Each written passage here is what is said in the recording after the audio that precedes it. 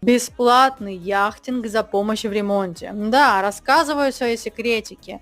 Датчане, чтобы посейлить, либо носят в яхт-клубы деньги, оплачивая членские взносы, и им типа там все по скидке, бла-бла-бла. У меня нету денег даже на трусы, поэтому я иду в клуб с голой задницей и говорю: здрасте, я Настя, вам лишние руки не нужны, я вам руки, а вы меня покатаете. Ну вот и я на яхточке.